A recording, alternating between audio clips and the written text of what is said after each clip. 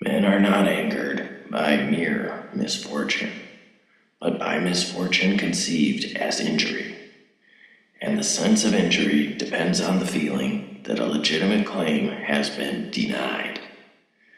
The more claims on life, therefore, that your patient can be induced to make, the more often he will feel injured and, as a result, ill-tempered.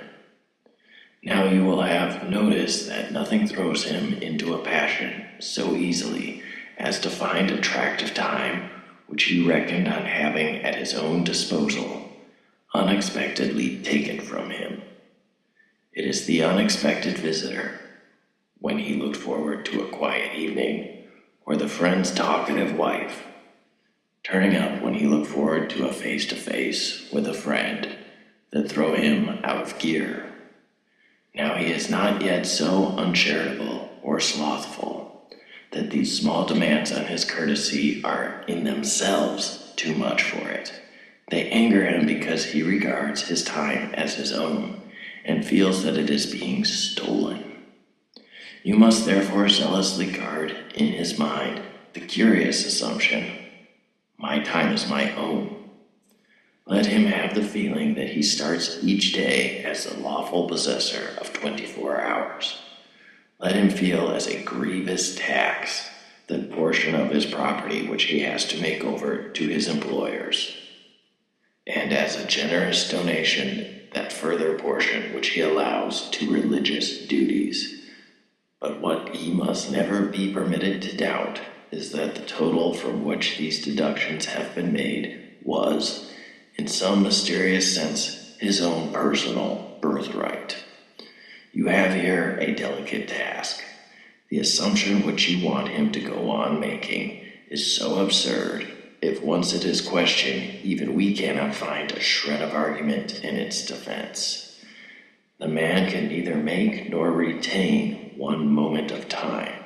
It all comes to him by pure gift. He might as well regard the sun and the moon as his chattel. He is also, in theory, committed to a total service of the enemy, and if the enemy appeared to him in bodily form and demanded that total service for even one day, he would not refuse.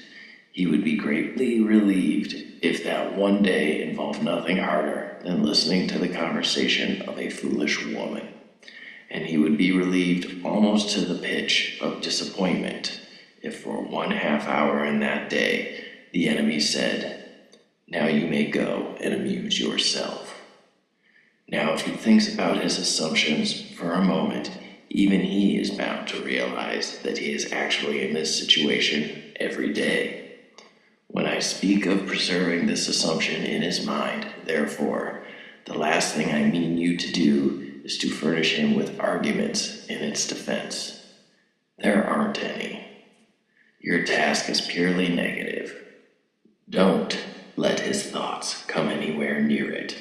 Wrap a darkness about it, and in the center of that darkness, let his sense of ownership in time lie silent, uninspected, and operative.